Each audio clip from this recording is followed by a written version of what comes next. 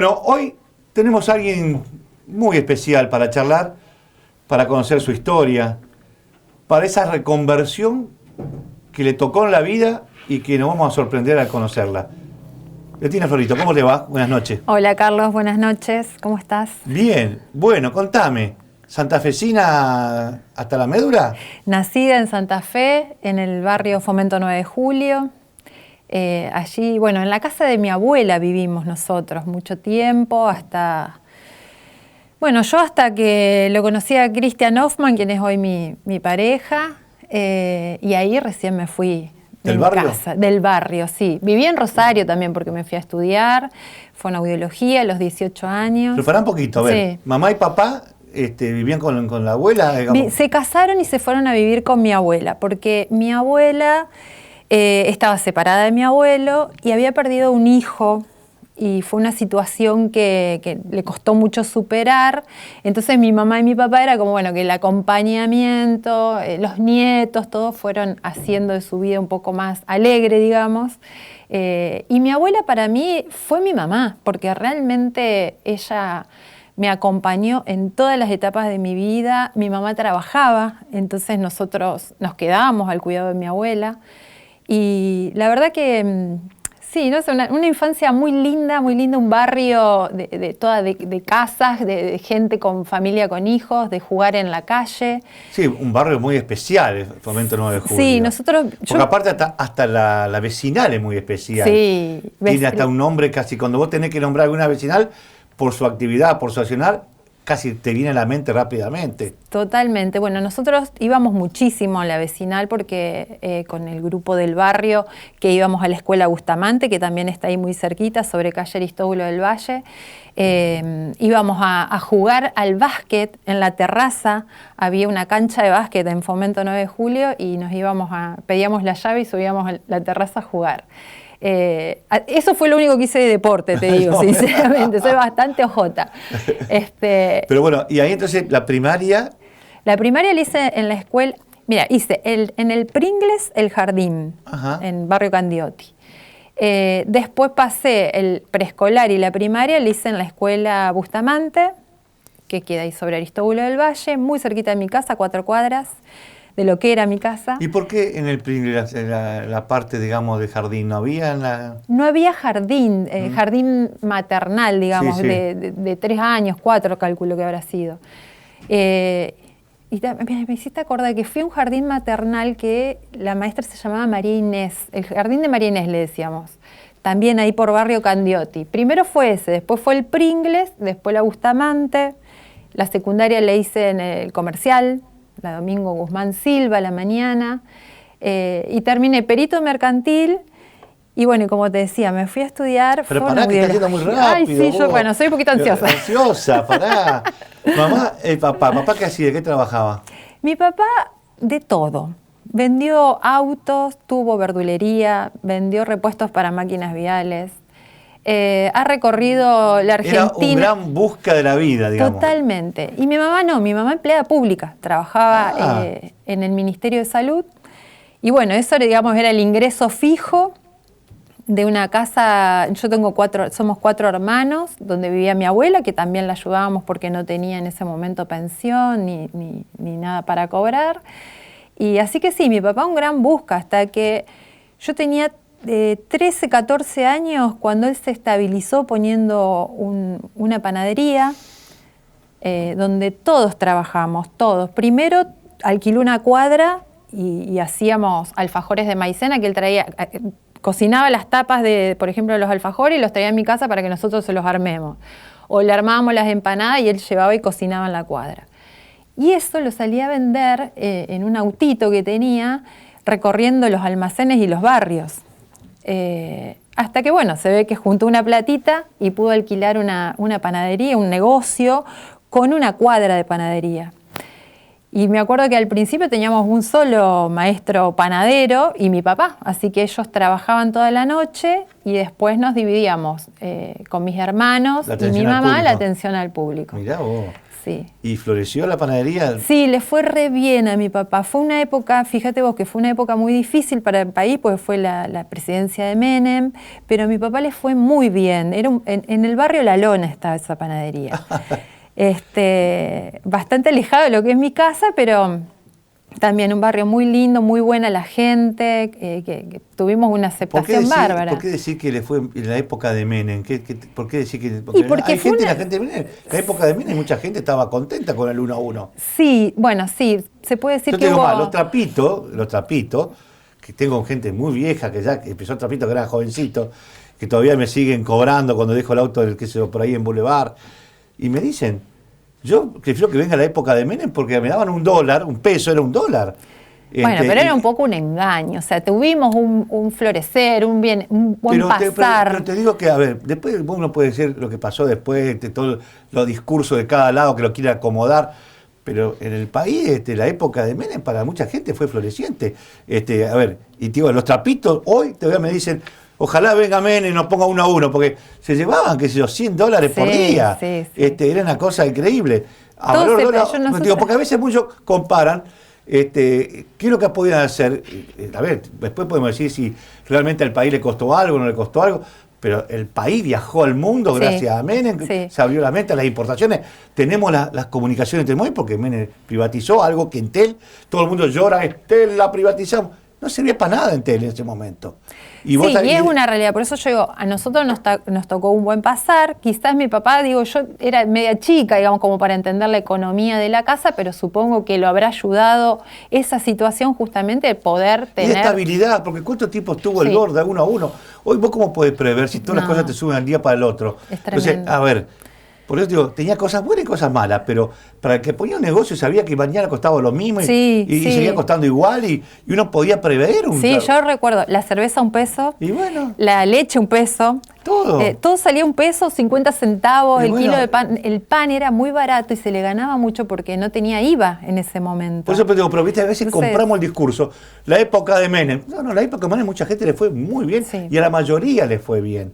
Por eso te digo, yo creo que ahora hay una situación complicadísima, que a todos le está yendo mal en general, salvo las grandes potencias, las grandes... Eso me parece que es lo que pasa ahora, que a todos nos está yendo mal. No hay nadie que pueda decir, no, sí, yo la verdad que no me puedo quejar de este gobierno. Esa es la gran diferencia con la época, bueno, de Menem, que, bueno, fue un decir. Pero...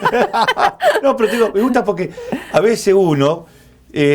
repite cosas que quedan, digamos, de algunos que inventan discursos para justificar sus yerros, porque acá, viste, siempre la culpa tiene el otro, nunca nos hacemos cargo de todas las macanas. No digo que son santos todos los que tienen, todas tuvieron su yerro, todas hicieron macana, todos aprovecharon, nadie llegó para volcar su vocación de servicio a la comunidad, todos vinieron a valerse de la política para uso personal. No, pero a veces uno, sin querer, entra en esos discursos, viste, como para... justificar algo que se instaló y todo el mundo sigue diciendo lo mismo. Sí, aparte uno a veces, como a mí me pasa particularmente, como que te sentís culpable de decir que me fue bien, porque por esto que vos decías, a lo mejor yo me he topado con mucha gente que me dice, Menem, pero si a mí me fue re mal, a mi papá le echaron del trabajo, cerraron la fábrica, esas cuestiones. Sí, pero a lo mejor tenés razón, digo, me trae ese recuerdo y digo, no, tengo que justificar igual que los discursos de la izquierda, los 30.000 desaparecidos. Ya está probado, lo dijo el tipo que inventó la cifra, no eran 30.000, más allá que un desaparecido sea un gran problema, pero a veces cuando uno discute, dice, no, según lo que dice el famoso, el Nunca Más, hablaba de 8.000, y vos decís 8.000, vos estás fachista. No, pará, un tipo desaparecido es una injusticia, una calamidad que la justicia tenía que haber investigado y haber puesto preso antes a todos estos que fueron responsables. Una persona desaparecida. Ahora, tocás, viste, determinados números o cosas o marketing que se armaron para justificar cosas y parece que vos te ponés la vereda enfrente y no, las cosas como son, hay que decirlo, ¿no? Pero bueno, volvamos a esto. Bueno, para que te cuento algo que se me venía a la memoria. Nosotros hasta ese momento, bueno, como te dije, mi papá era un busca, o sea, había momentos en donde mi papá no traía, digamos, evidentemente la plata. Y mira, lo que me acuerdo, nosotros los domingos solamente tomábamos jugo, ¿Te acordás del jugo Araya? Sí, que venía en la botella. Sí, la Araya, grandote, mayúscula, el todo. jugo Araya y mi papá. Esos jugos que eran. ¿Franja amarilla era el vino? Sí, bueno, el vino amarilla. franja amarilla. Tenía gargantini, franja amarilla. Íbamos a la vuelta, al kiosquito de la vuelta de nosotros, o al almacén, a comprar y volvíamos con mi hermano. Eso era el domingo.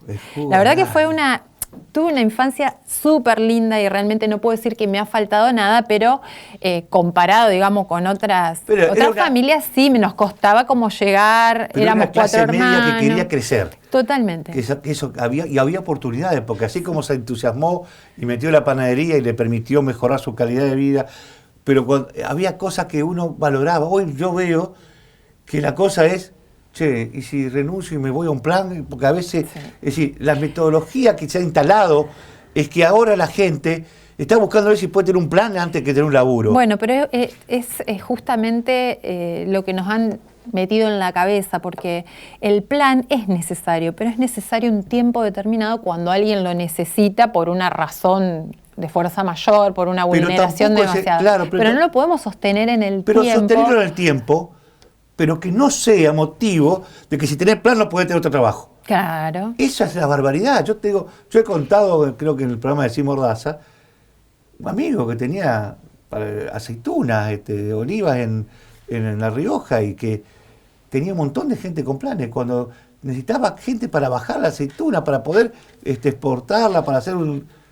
No, porque si vos me ponés en blanco, yo pierdo el plan. Sí. Entonces, ¿por qué no el plan y que pueda ganar una guita adicional? Exactamente. Entonces, ¿por qué no se pueden comulgar? Y poder aportar para la jubilación y poder tener una obra social. Pero, exactamente. Pero y ayudar al empresario. Exacto. Es decir, yo te doy una mano, este tipo, vos empezás a pagarle, hoy pagale menos, y si te sirve, andás subiendo el 20, yo te achico el plan. Y lo vas trasladando directamente a la formalidad. A la formalidad. No está eso. No existe. En el ADN de la política lo seguimos teniendo de rehén. Pero pasa que son muchas generaciones que vienen viviendo así, entonces no están viendo lo bueno que es tener un trabajo, cómo te sentís bien, porque yo digo, no está bueno llegar a tu casa y decir, ay, los chicos están comiendo en el merendero o en el comedor, lo que le dan, porque ni siquiera tienen la posibilidad de elegir qué quieren comer. Exacto. No podés elegirte la ropa porque muchas veces tenés que ir a comprar a las ferias o qué sé yo, donde se intercambian las ropas. La verdad que me parece que ahí es donde nosotros tenemos que empezar a cambiar el mensaje, justamente en esa gente más vulnerable y que necesita hoy el plan, pero que tiene que entender que hay una forma mejor de vivir, hay una forma más digna de vivir y es a través de tu trabajo. Pero que me parece que en las últimas elecciones esa gente que tiene los planes fue la que mandó el mensaje. Mucha gente pobre, que están con planes, le dijeron, no podemos seguir así. Queremos trabajo. Primero porque no te alcanza y, como decimos, degrada al ser humano. Pero volvamos a tu adolescencia. ¿La secundaria la hiciste entonces? La hice en la escuela comercial, en la Domingo Guzmán Silva. La verdad acá en el centro, casi. Sí, en el centro. Sí. ¿Y te fuiste Y me fui a los 18 años. Pará. ¿Te fuiste a Bariloche o no? Sí, fuimos a Bariloche con el grupo de amigos. ¿Sola? Porque, a ver, ¿con la misma escuela o tuve que compartir con otra escuela? No, fuimos todo el grupo de la escuela. Es más, creo que fuimos todas las divisiones, que éramos 6 divisiones, si mal no recuerdo. Sí, todos fuimos. Bueno, nos encontramos todos en el hotel. Y a mí me pasó algo particular. Yo empecé, viste que, bueno, como te digo, había 6 divisiones. Empecé, por ejemplo, no me acuerdo perfectamente, pero en el primero A. Después pasé a segundo B. Sí. Bueno, y así, y terminé en primero sexta, en quinto sexta, me acuerdo que era. Pues pasaste por todo. Pasamos por todo. No solo yo, éramos un grupo de chicas, de mujeres, que nos habíamos abroquelado y no queríamos separarnos. Entonces nos iban cambiando a todas juntas. No sé cuál era el razonamiento de la escuela, pero bueno, eso también nos permitió conocer a todos los chicos. Así que sí, la verdad que muy lindo. Te soy sincera, tengo relación, estamos en un grupo de WhatsApp, pero últimamente los tiempos no me dan como para las juntadas que vienen haciendo, así que, pero es un grupo muy lindo. ¿Pero tenés algunos nombres de algunas que siguen siendo amigas tuyas hoy? La madrina de mi hijo la conozco desde el jardín de infantes. y terminó conmigo el 5º año. Fue la primaria y el 5º año. Carolina Cernetti se llama. Carolina. Carolina Cernetti. Y Lorena Laskoff son mis amigas de toda la vida, que me acompañan al día de hoy y sé que no nos vemos siempre, pero viste esa que vos necesitas cualquier cosa y están. Son de fierro, divinas, así que las quiero muchísimo. ¿Y la experiencia, alguna, digamos, de la experiencia de Bariloche, el hecho de encontrarte con chicos de otros lados, ¿te tocó, digamos, en pleno invierno o fue en enero? Fue en invierno, tuvimos nieve, hicimos, me acuerdo, culipatín. Bueno, esto fue terrible. Fuimos a hacer culipatín en el Cerro Bayo. Ah, ¿en el Cerro Bayo? Sí. Eso es al frente. ¿No está al frente el Cerro Bayo? Ay, me mata. Y sí, no es Bariloche el Cerro Bayo, me parece. Ah, bueno, no sé, estábamos en la zona, digamos. Sí, claro. Fuimos al Cerro Bayo. Bueno, no sé por qué nos dijeron que nos podíamos tirar en una ladera. Bueno, nos tiramos. Yo no te puedo explicar lo que fue, lo peligroso que fue eso. Primero que era que no frenabas nunca. No parabas nada. Nada te frenaba y no había nada. Hasta que apareció un árbol y a una compañera la frenó, pero la frenó así de golpe, le volaron los lentes, pobre, quedó golpeada. Yo a los gritos no sabía de qué agarrarme para poder frenarme, me agarraba de la otra seguía más allá. Cuando te podía frenar un poco venía alguien y te tocaba y seguías cayendo. Bueno, cuando aparece un guardaparque nos dice que qué hacíamos ahí, que había un cartel gigante que decía que no nos podíamos tirar. Bueno, nosotros no lo habíamos visto, realmente. Sí, porque el culipatín es en el Cerro Otto, en Bariloche. Sí, ahí también estuvimos en el Cerro Otto. Lugar, pero el Cerro Otto, el Cerro Bayo está al frente, del otro lado, que no me sale el nombre ahora, pero es un lugar precioso, que está del otro lado del Nahuel Huapi. Entonces, fue peligrosísimo. Nosotros, te digo, aparte yo tengo hasta medio que me da temor la altura.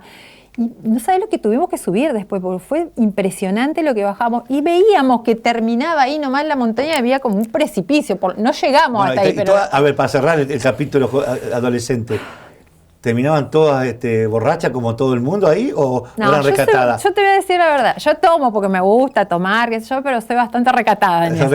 No querés perder la conciencia. No me gusta. No, tengo que manejar la situación yo.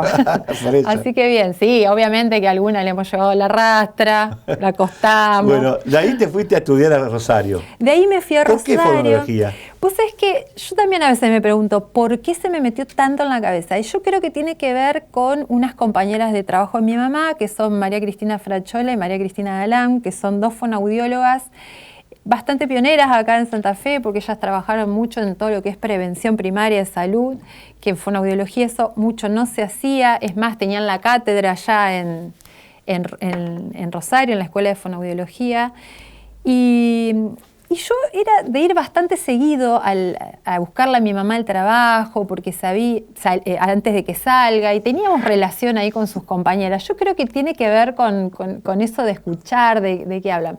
Pero después, con el tiempo, también supe que mi mamá se había querido ir a estudiar fonoaudiología y su padre no la dejó, porque tenía que ir afuera, y le dijo, no, tenés que quedarte acá estudiando algo. Época, viste, de machista, digamos. Así que le cumpliste el sueño a tu mamá. Yo creo que sí. Creo que tiene que ver un poco y un poco. A lo mejor la he escuchado a mi mamá y no lo recuerdo claramente, pero bueno. Pero se transmite esas cosas. Sí, se proyecta. Se proyecta aunque no lo digas, por ahí se siente. Tal cual. Ahora, ¿y allá en la facultad, en Rosario, que te fue fácil? No, fue terrible. Te iba a decir eso. Yo terminé perito mercantil y me fui a estudiar esto que tiene mucho que ver con la psicología, con la anatomía, cosa que jamás había visto en la escuela comercial.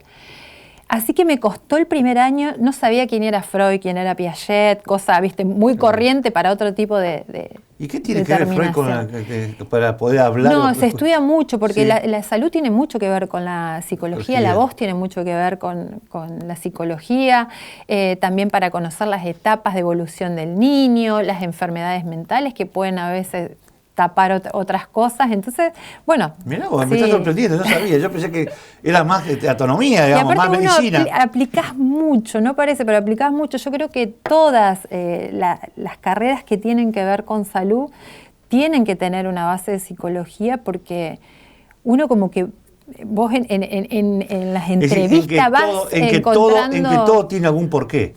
Sí, en las entrevistas siempre vas encontrando algo que va más allá de lo físico, ¿no es cierto? De la salud física. Bueno, tenemos ahora que el famoso estrés te genera tantas enfermedades que decía, toda la culpa la tiene el estrés. El estrés. Y ahora le echamos la culpa al estrés, pero debe tener razón, porque uno cuando está con malas vibras, con malas ondas, te genera... Se te bajan las defensas. Te baja la defensa y esas frecuencias negativas deben producir un daño en varios órganos. A veces te pegan un lado, otro, pero... ¿Cuánta gente se queda afónica? Sí. Y es porque no puede decir algo que le ha pasado, algo que ha vivido, pero es Increíble. muy corriente. Y solucionar el tema, lo arregláis y te aparece la voz de vuelta. Y sí, si vos ves, digamos, que la base, la causa, Mirá puede vos. ser algo emocional, haces obviamente la derivación para que un profesional, un psicólogo, acompañe el tratamiento que uno ¿Y allá hace. te mantenía tu familia o te mantuviste vos? Bueno, en un principio me ayudó mi mamá y mi papá, que gracias a esta panadería que teníamos, pero bueno, yo tengo eso no quiero yo poder mantenerme. Me costaba mucho pedirle la plata para el alquiler, la plata para los apuntes, la plata para el ¿De qué signo alimento. sos? Escorpiana. Sí, sí. 14 de noviembre es mi cumpleaños, Ah, el casi, día de casi. las elecciones. Upa, qué bueno, un regalito va a tener. Vamos a ver, ojalá que la gente acompañe, podría ser un buen regalo. Y bueno, entonces empecé a trabajar. Vivía con una compañera y buscamos trabajo y conseguimos, bueno, cuidar unos chicos que nos turnábamos las dos porque era todo el día, la mamá trabajaba muchas horas y el papá venía un ratito al mediodía. Y era todo, o sea, empezamos cuidándolo y después era limpiar la casa, era bañar a los chicos, tenerlo, si podés hacerme la comidita. Y la verdad que ahí en esa época a mí me costaba la facultad en el sentido que te digo que yo necesitaba muchas horas de estudio y bueno, me costó, así que dejé. Y al tiempo conozco una compañera, una fonoaudióloga, María Laura Tau, que me invita a trabajar de moza en un servicio gastronómico solo los fines de semana para fiestas. Pero era en San Lorenzo, en la ciudad de San Lorenzo. Bueno, ante mis ganas y un poco la necesidad de ya no recibir la ayuda de mi papá y de mi mamá, le dije que sí, obviamente. Y bueno, y ahí trabajé muchísimos años. Después de recibida seguí trabajando. Mirá. Sí. Y la verdad que si yo tuviese que recordar una época muy linda de allá de Rosario, es esa. Teníamos un grupo de trabajo, todos jóvenes, muchos estudiantes, algunos no, pero la mayoría estudiantes, pero nos cuidábamos mucho entre todos. Un jefe muy bueno, muy, viste, de considerar, de entender situaciones, porque éramos muchos mozos y a veces no había tanta fiesta, pero bueno, él iba buscando a aquel que necesitaba más, o en la semana trabajábamos en Terminal 6, sí, Terminal 6, que ahí él tenía el comedor y el directorio. Viste, nos iba turnando como para que todos tengamos trabajo en la semana. Qué bueno. Y así que te quedaste. ¿Por qué te quedaste? ¿Te enamoraste de alguna persona? ¿Ya por eso te quedaste? Porque te recibiste, podías haber vuelto a... No, me quedé porque me resistí a volver a Santa Fe. La verdad que me sentía muy cómoda. Y aparte Rosario te atrapa. Es una ciudad hermosa, tenés muchas cosas. Sí, yo siempre digo que para disfrutar mucho de Rosario tenés que tener un cierto ingreso. Yo no lo tenía. Pero bueno, nos rebuscábamos para pasarla bien. Exacto. Nos íbamos a los boliches a bailar y nos íbamos en bicicleta, estábamos en la bicicleta, eran cosas de estudiante, digamos, que Ahora, en otro momento no lo haces. Te toca la vida a ver, empezaste a militar y casi te topaste con una candidatura de diputada provincial y defensora del pañuelo celeste. ¿Eso tiene que ver con tu formación? ¿Por qué celeste? Porque el celeste tiene que ver con la Iglesia Católica, con los cristianos. Bueno, la que me inculcó mucho la religión es mi abuela, justamente. Mi abuela, yo compartí mucho tiempo una cama matrimonial con mi abuela, porque, bueno, como te digo, vivíamos en su casa, teníamos poco espacio. Bueno, mi abuela tenía una cama grande, una camita chica, teníamos que ahí dormía mi hermano y yo dormía ahí. Y recuerdo todas las noches mi abuela rezando. Y bueno, y ella fue la que me enseñó a rezar. Tenía un libro de oraciones que era muy lindo, tenía una tapa de nácar, hermoso era, y también me atrapaba ir y ver ese libro y ya leía una oración, qué sé yo, por ejemplo, me hizo muy devota del Espíritu Santo. Yo ante cualquier situación que me pone mal, enseguida le pido, bueno, rezo esa oración del Espíritu Santo. Mirá vos, porque digo, el hecho que fue una etapa importante, una pelea, más allá del tema del aborto, el tema de la enseñanza también de las escuelas, el tema que se discutió mucho y vos fuiste protagonista, teniendo este cargo de diputada. Sí, por supuesto. Peleaste mucho para que se pueda, digamos, no dejar hallarse por lo que venía la tendencia que había que todo liberado, que hay que hacer lo que quiera. Sí, igual yo sigo sintiendo que está esa tendencia, pero nosotros esta lucha no la vamos a abandonar, en el sentido que nosotros defendemos la vida, los valores, defendemos la familia como sea constituida, porque a veces nos dicen, no, usted, hombre, mujer. No, la familia donde el chico pueda ser bien cuidado, que crezca con amor, no importa que sean 2 mujeres, 2 hombres. A mí me interesa que los chicos crezcan y crezcan bien.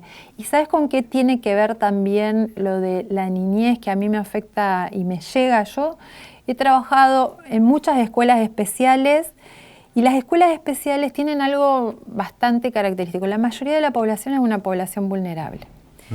Y también trabajo, bueno, o volveré algún día en un hogar de niños que están separados de sus padres por haber vivido situaciones muy vulnerables. Y la verdad que te llegan esas historias, son historias muy sufridas. Vos decís, ¿por qué tienen que pasar por esto? ¿Qué es lo que tienen que aprender desde tan chico? Y la verdad que... A mí me parece que también, yo tengo diciendo, no es que yo sea, que no quiera ayornarme a los tiempos que se vienen, pero que un chico que todavía no tiene la capacidad de discernir, querer tirarle un montón de información que son para adultos, a mí me jode. ¿Qué quiere que te diga? Hay etapas para ir entendiendo. Más allá de que me lo están bombardeando ahora con la televisión, con un montón de cosas, yo me resisto que en la escuela la maestra le empiece a hablar de cosas que no sabe. Sí, bueno, y que no esto de autopercibirse, de toda esa historia, a mí me pone muy mal. Bueno, eso sigue estando. Hay una tendencia muy fuerte a nivel educativo sobre todo. Yo he tenido compañeras, yo no he participado, pero sí he tenido compañeras que han ido a capacitarse sobre ESI y bueno, y hablan de cuestiones que uno dice, ¿y por qué? ¿Cuál es la necesidad de hablar de algunos temas que no les corresponde con la edad? Perfecto. Inclusive sé por una amiga que a su hija le hicieron poner un preservativo en un consolador. No, una cosa, después digo, no. Una chica de 13 años, no estamos hablando de 18, estamos hablando de 13 años. ¿Vos qué sabés? ¿Qué piensa esa chica? Si conoce, si no conoce, si maduró. Si sigue todavía con los muñequitos y viendo los dibujitos. Exacto. Bueno, le están quitando la niñez y eso a mí me molesta. Ya nos tenemos que ir. Lamentablemente da pie para seguir charlando en otra oportunidad. Pero segunda parte. Tenemos que hacer la segunda parte, pero bueno, te quiero felicitar porque también te atreviste a ser candidata a senadora y fuiste la 4ª fuerza política en la cantidad de votos. Así que felicitaciones por eso y ojalá que el 14 tenga un regalo adicional. Sí, ojalá que la gente nos acompañe. Gracias, Carlos. No, gracias a ustedes. Sinmordaza.com, otra mirada de la información en un clic, toda la información de la provincia. Santa Fe en un solo portal. Sinmordaza.com, otra mirada de la información. Cadena cambia tu vida. Cadena tu amiga fiel. Cadena cambia tu vida y te acompaña donde quiera que estés. Cadena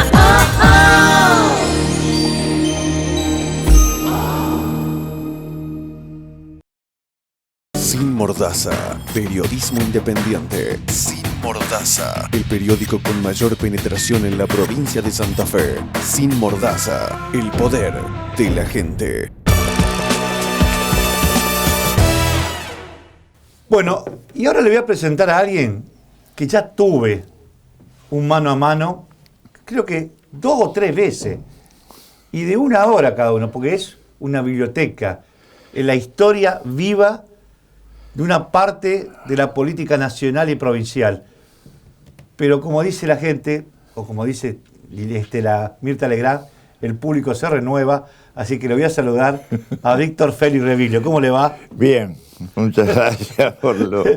Bueno, pero a ver, lo bueno que tengo es que tenés una memoria privilegiada. Cuando charlamos de tu paso por tu inicio allá en Córdoba, bueno, vos sos de San Francisco.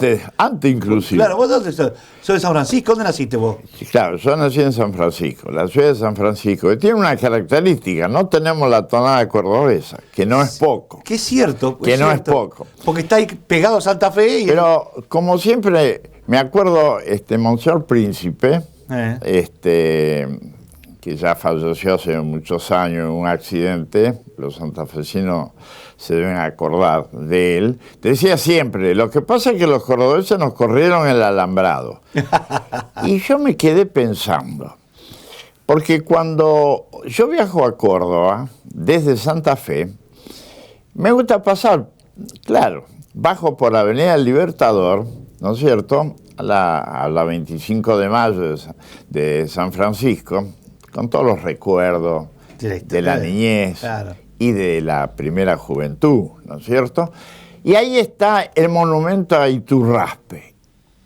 ¿Cómo es el tema? ¿Cómo es el tema? Claro. ¿Cómo es el tema? Usted, para encontrar un Iturraspe en Córdoba, lo tiene que buscar en la guía y no lo encuentra. Exactamente. Y entonces, ¿de dónde aparece Iturraspe? Iturraspe es de la familia Patricia santafesina. Sí. Entonces, ¿no será verdad que una noche le corrieron el alambrado a Iturraspe? ¿No es cierto? Pero qué buen dato, no lo tenía eso yo. Claro, es Iturraspe el fundador, y está el monumento, ¿no es cierto?, de él sobre la Avenida del Libertador, en San Francisco, que va de norte a sur. Y bueno, entonces a mí me quedó la duda, más allá de todo lo que podemos hablar al respecto. Sí, yo nací en San Francisco, donde hice mis estudios primarios y secundarios, hasta que a los 17 años viajé a Córdoba. Claro, como tantos otros, claro, que iban a seguir una carrera universitaria. ¿Y por qué medicina? ¿Por qué, ¿Quién te tiraba? Mi padre me dijo, ¿qué hacemos, Víctor? Y si me gustaría seguir la carrera universitaria. ¿Y qué inclinación tenés? Bueno, la de la familia, la medicina. Porque un hermano de mi mamá, el tío Emilio Fantín, ¿no es cierto?, era médico y vivía a 20 metros de mi casa, porque, claro, los abuelos maternos, ¿no es cierto?, los padres de mi madre, que habían venido de Italia, de la zona del Friuli, de Udine, claro, ¿no es cierto?, como eran agricultores, tenían sus antecedentes, como en aquella época, sí, compraban tierra, sí, ¿no es cierto?, y habían comprado media manzana, y a cada hijo, tenía 6 hijos, mi abuelo, hijas y hijos también, le di un terreno a cada uno, o sea, estaba la casa de los abuelos, paterna, los abuelos, y alrededor estaban todos los hijos, ¿no es cierto? En ese sentido. Típico de aquella época. Y claro, y nosotros, y justamente la casa nuestra estaba pegada a la casa del abuelo Antonio y de la abuela Elisa en ese aspecto. Así que, sí, somos de San Francisco, la calle Córdoba, casi Boulevard Sáenz Peña, donde está el colegio famoso, un colegio nacional, Avellaneda, el colegio Avellaneda, ¿no es cierto? Y donde yo hice mi estudio secundario, parte de los estudios secundarios, porque cuando llegué al 4º año yo no seguí para maestro. Tuve que ir al Colegio San Martín, que estaba más al norte, para recibirme de bachiller, porque la idea mía era seguir medicina, indudablemente, en ese aspecto. Y yo elegí medicina, y yo le digo en la actualidad, porque, claro, a mí me ocurre lo siguiente. Como yo tenía una larga trayectoria, sobre todo en la provincia de Santa Fe, en la política, los amigos la consultan a mi señora. que es médica. Dice, no, porque vos de medicina no debes saber nada. Estaban equivocados, yo ejercí la medicina. No solamente, ya como estudiante, yo fui practicante menor, practicante mayor por concurso en el Hospital de Clínica. En Córdoba capital. En Córdoba capital. Claro. Fui médico becario. Pero pará un poquito, a ver, para que la gente vaya buscando. ¿Te fuiste a estudiar con 17 años, 18? ¿Cuándo llegaste a Córdoba? Claro, a los 17 años. ¿Y te bancaba porque te bancaban tus padres o te bancaste vos con...? No, me bancaban mis padres. Por lo menos hasta el quinto año en que yo entré y era remunerado por concurso como en el Hospital de Clínica como practicante menor y luego practicante mayor. En aquella época, esto es interesante, existía el practicanato. Claro. Más aún, le voy a contar una anécdota. Había habido, que yo me enteré después, mi tío Emilio Fantín, médico, en aquella época los mandaban a Córdoba, ¿no es cierto?, al colegio de los jesuitas, hacían el secundario y después entraban a la universidad. En aquella época los estudiantes no se recibían, le faltaba un par de materias y no se recibían. ¿Por qué? Porque no existía ni el practicanato y menos la residencia médica, nada que ver. Para hacer la práctica, claro, para realmente estar en condiciones. Porque cuando volvían al pueblo, a la ciudad donde habían venido, estamos hablando de la primera mitad del siglo XX, vamos a ponernos en contexto, claro, en ese sentido. Es decir, no es como ahora que hay universidades en todos lados, digámoslo así. Entonces no se recibían. Y el tío Emilio también pasó lo mismo. Y entonces parece que los hermanos se empezaron a molestar. ¿Y qué pasa con Emilio que no vuelve? No parece, claro. Porque era llegar y abrir el consultorio. Claro. Y ahí se terminaba la historia. Claro. No. Y la práctica estaba en el hospital. Claro, en ese sentido. Ya cuando yo era estudiante, ya existía el practicanato, claro, ordenado como de dos niveles, lo que era menor y mayor. Claro. Ahora, y ahí cuando te recibiste, digamos que... porque y me recibí y... ¿Qué especialidad hiciste? Y al recibirme estuve un año como médico becario. Ajá. De la universidad. ¿Por qué? Porque fue de alguna manera un premio que nos dieron a los 10 mejores... ¿tuviste buenas notas, buenas calificaciones? Sí. Los 10 mejores promedios de la promoción, ¿no es cierto? Yo estaba en el quinto creo, lugar. Entonces nos dieron... ¿Y ahí tenías tiempo? ¿Ahí tuviste tiempo digamos, de participar en política o todavía no? ¿Apareció después la política? No. La política a mí empezó antes de los 17. No me digas. Claro. Yo estaba en quinto año. Eso, en San Francisco. Yo estaba en quinto año en San Francisco, en el año 55, mire qué año.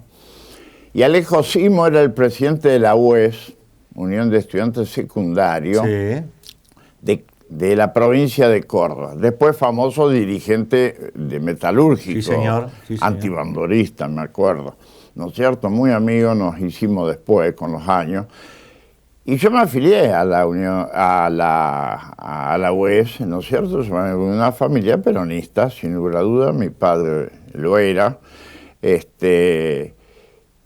Y fui secretario de Coordinación y Enlace. Mirá. ¿Pero en qué año? Claro. Fue en abril, mayo del año 55. ¿Sabes todo lo que pasó en el 55? Por eso te estoy diciendo. El 16 de septiembre. Por eso te digo, pero y después cuando te fuiste a Córdoba no se podía hablar, digamos. Claro. No, pero me ocurrió lo siguiente, que después del 16 de septiembre, con el cambio de autoridades y la Revolución Libertadora, la UES desapareció. Por eso te digo. Y no solamente la UES desapareció. Alguno también. Estaba todo proscrito, no se podía hablar, ni mencionar a Perón, ni la figura. Por eso. Y yo me acuerdo siempre que, claro, se intervino todo. El Colegio San Martín, el doctor Ortiga, que era el director, fue separado. Y la pusieron... Me acuerdo de la profesora de matemática, la doctora Mendoza, que era antiperonista Claro, furiosa. seguro. Odontóloga era, el marido también. Y nosotros éramos clientes, mis padres se atendían ahí, inclusive yo. ¿Por qué le cuento esto? Porque yo estaba en 5º año. Y yo fui uno de los que hizo entrega de lo que tenía la Unión de Estudiantes Secundarios, que eran pelotas, raquetas, esas cosas. Yo venía bien. Ese año no me iba a rendir absolutamente nada. Bueno, cuando me dan la calificación me habían puesto un 5 en matemáticas. No, ¿te castigó? ¿Usted se No, da pues, cuenta? ¿vos sabés lo que es? No, yo esto lo cuento para que lo escuche mucha gente, hasta dónde se llegaba. Sí, claro. Una mujer grande, ¿no es Claro. cierto? Más allá de sus ideas, tomarse una venganza con un alumno porque era de la Unión de Estudiantes Secundarios, bajarle la nota, pero ocurrió algo. El general Aramburu, ¿no es cierto? Ese año decretó que todos se eximían con 5. No, Así que no le di el gusto, no me pudo tomar bueno, el examen. volvamos a Córdoba, porque ahí estaba todo proscrito, estaba no se Bueno, podía hablar. quiero decir, porque Sí. vos me preguntás cuándo ¿Cuándo? empiezo mi actividad política. Está bien, pero claro. La inicié como dirigente estudiantil. Bien, y en la Y universidad en la universidad no, después... en la era casi, digamos, a escondida. En la universidad fue una actitud expectativa, Ajá. porque estaba la Federación Universitaria de Córdoba, Sí. antiperonista furiosa, ¿no es cierto? Como eso ya lo conocemos. Federación Universitaria de Córdoba, en la cual estaban Franja Morada, histórico, como en la Histórico. actualidad radical, y estaba también el sector, no sé cómo se llama, el MUR, que era de izquierda, marxista, comunista, lo que le quieran llamar. Eran los dos sectores. Y apareció con el tema de la libre y la laica los sectores religiosos, los de derecha, o que comulgaban, lógicamente, con la doctrina social de la Iglesia. Y levantó la bandera el humanismo y sobre todo el llamado integralismo. Yo observaba, porque en esa historia, tanto ahí peronista no había de ningún lado. Claro. Y sucedió un hecho también, Ortega se habla del hombre y sus circunstancias, ¿no es Exacto, cierto? sí. Yo hablo también del azar y esas circunstancias. Mirá. Y me ocurrieron en la vida varias veces. Cuando estando en 2º año, yo me dedicaba al estudio, no me podía dedicar a otra cosa, ¿no es cierto? Por muchos motivos, porque Claro. había ido a estudiar, no había ido para... Resulta que también hubo un cambio muy virulento dentro de la universidad. claro. En el año 56, todos los profesores que había en la universidad y en la Facultad de Medicina, obvio, volaron todos. El decano Urrutia voló, y vinieron todos los contras, o sea, todos los profesores, ¿no es cierto?, que eran contrarios al justicialismo, al peronismo, Claro. en ese sentido. Y recuerdo que en 2º año estaba un profesor Moacés Despané, que era discípulo de Husay. Bastante difícil de por sí la materia, es la más importante del 2º año de medicina, y el profesor también, ¿no es cierto? Porque todas esas ventajas que había dado Perón, algunas se mantuvieron, como la gratuidad, ¿no es cierto? En lo que hace... Porque con la reforma del 18 entró la clase media, con el peronismo entraron también los hijos de los trabajadores o de los obreros. Esto es así. Muy bien. Resulta que cuando eran mire, una cosa... Las vacaciones de julio, se le ocurrió que no había vacaciones de julio. A seguir estudiando. Y los muchachos se fueron todos a la casa. Nos fuimos todos a la Mirá. casa. Lógicamente. Pero imagínense que nos iba a quitar las vacaciones de julio. Cuando volvimos estábamos todos libres. No. Y rendir libre fisiología era otra historia. Apa.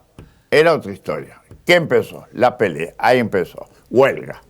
Mirá. Automáticamente. Así que ellos mismos provocaron Ahí el tema. Y ahí empezaron a organizarse, digamos. Ahí ya empezó un tema bastante bravo porque los estudiantes, lógicamente, me acuerdo, hacían grandes asambleas en lo que estaba el decanato de medicina que estaba en Obispo Trejo, ¿no es cierto? Y recuerdo bien, el doctor Allende era el decano, y en la cátedra de química biológica hacíamos nuestras reuniones, nuestras asambleas. Así que ahí se empezó a... buscando de que nos reconocieran nuevamente y poder el estatus, digamos, seguir adelante como alumnos regulares. ¿Y lo consiguieron? No conseguimos, no, se agudizó. Terminamos tomando la facultad de medicina. Al otro extremo. Me acuerdo que le dije al doctor Martín Allende cuando llegó una mañana a las 9 de la mañana, doctor, lo siento, está tomada la facultad. Ah, ¿vos lo dijiste encima? Yo le dije. Ah, bueno. Dio media vuelta y se fue. A los 10 minutos estábamos arriba a los techos escapando porque cayó la federal, la policía.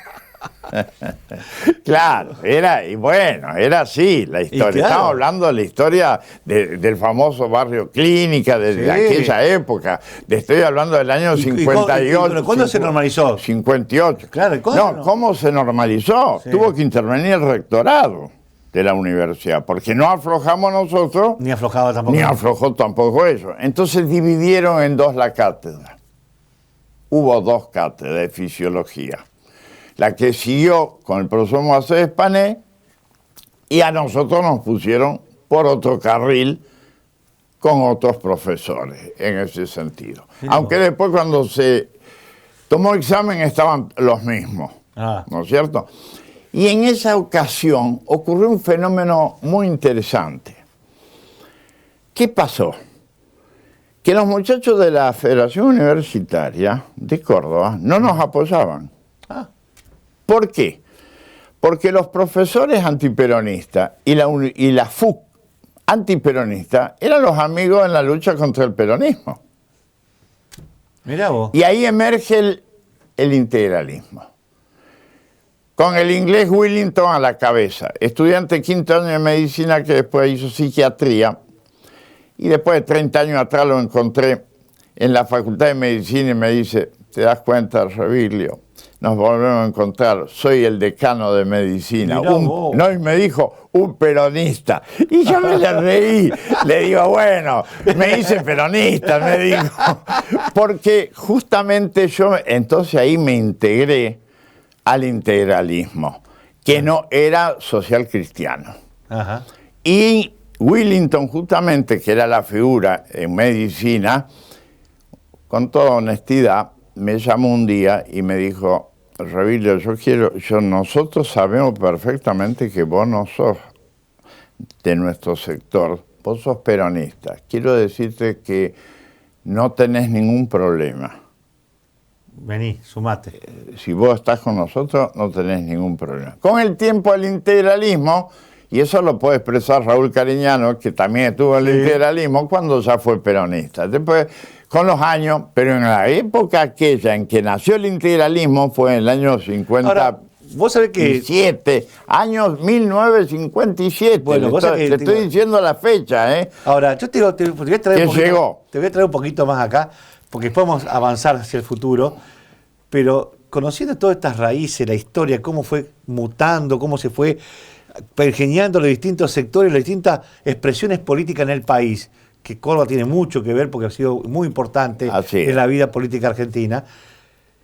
Hoy todo esto no sirve en nada. Hoy aparecen desde los repollos de todos lados cualquier candidato porque es lindo, mide bien, no importa cuál es su historia. Bueno, ¿cómo te sentís vos como...? Yo soy un intruso del siglo XXI.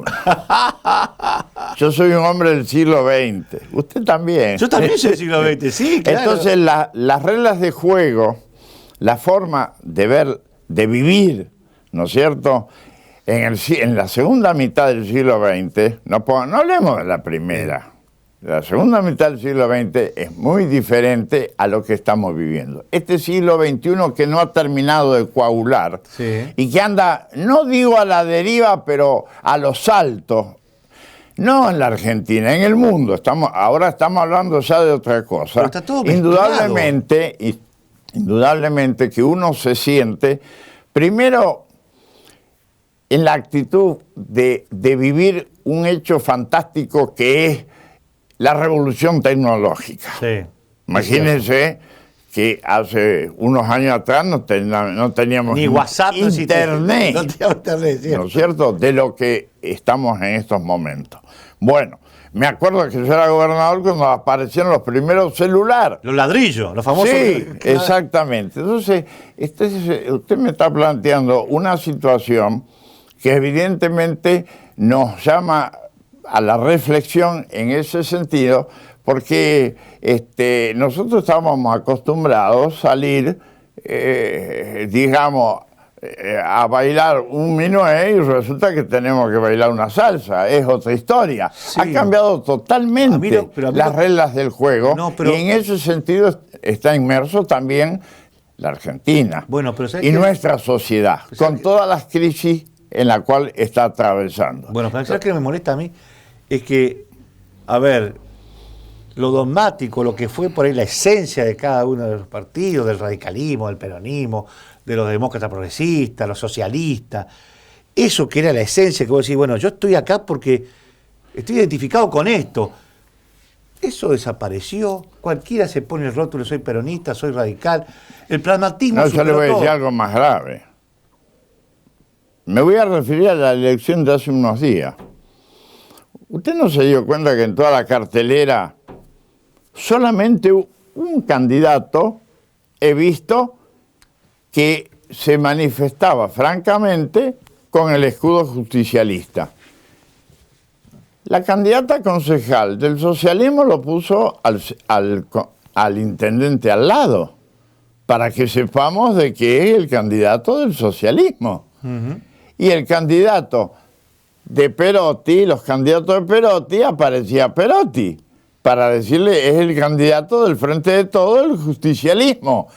No están las banderas, no están los escudos, no está la historia, pero que hemos borrado la historia. Ah, bueno, entonces aparece la confusión y aparece lo que usted está contando y expresando y que estamos viviendo en estos momentos, ¿no es cierto?, donde pareciera como que evidentemente hay una suerte de trasvasamiento y de transformación en todos los órdenes, no solamente el político, que nos lleva a un cambio que no todos lo tenemos claro, y yo creo que nadie, hacia dónde va. No ya los partidos políticos, que de acuerdo a la Constitución es la expresión, ¿no es cierto?, desde el punto de vista democrático, en ese aspecto de la política. Seguro. No es así, pareciera. Y sin embargo, estamos viviendo esa circunstancia y esto se expresa. Y últimamente, en una profunda crisis que no lo vive la Argentina, lo vive toda Latinoamérica. Y yo le voy a contar algo. Hace 35 años atrás, siendo gobernador, en Ginebra yo estuve en las Naciones Unidas, charlando con los ministros, estaba entre otros Estracera, me acuerdo, y demás. Y le hice una pregunta, ¿qué visión tienen del futuro? Estamos en el mundo occidental, la Europa, la civilización y todo lo demás. El futuro es de Asia, me dijeron. Hace 35 años atrás. No se equivocaron. ¿Y no? No se equivocaron. Y le dije, de Latinoamérica, es una incógnita. Puede surgir como puede que no ocurra. Y lamentablemente yo creo que no ocurrió. Porque este problema de crisis que estamos viviendo, lo está viviendo toda Latinoamérica. Y basta con ver las situaciones que han ocurrido, que ocurren en Chile, en Brasil, en Colombia, definímelo rápido. Y le termino, ¿no? Sí. Y digo, y África es el continente perdido. Bueno, pero entonces, a ver, ¿qué es lo que pasó? Estados Unidos siempre nos trató como el patio trasero de ellos y nunca nos dejó crecer porque Las podíamos... consecuencias le están pagando. Está bien, claro. Ahora Primero pagaron las consecuencias de haber traído de esclavos a los negros que recogían en las orillas de África, ¿no es cierto? Y ahora están pagando las consecuencias de ser el patio trasero, Centroamérica y el resto de América del Sur. Usted vio el drama que está viviendo el límite de Estados Unidos con México, Pero sí. frente, no ya mexicanos, sino frente a todo Centroamérica, a la cual la conozco por haber bueno, sido pero embajador digo, en Nicaragua, el drama que se vive. Sí, y es cierto, y digo, pero yo digo para cerrar porque ya nos quedan pocos minutos. El tema es, Estados Unidos pudo haber pensado en una gran América completa para contrarrestarlo de Europa. Y no lo pensó, al contrario. Prefirió ser ellos y su relación con el mundo a través del poder que tienen y dejó que Latinoamérica, que podría haber sido un gran aliado estratégico hacia el futuro, Así es. lo dejaron ahí en el paseo. Pero que las circunstancias ya no pasan por los estados, sino por las corporaciones. Lo que manejan el poder real. Claro, el poder real, usted lo dijo, son las corporaciones. Se nos fue el tiempo, pero quedó abierto para otra segunda. Otra Así vez. que vamos a Pero llamar de recién vuelta. estamos en el comienzo. Pero por eso te digo, queda otra versión más. Gracias por haber venido. No, al contrario, un gusto.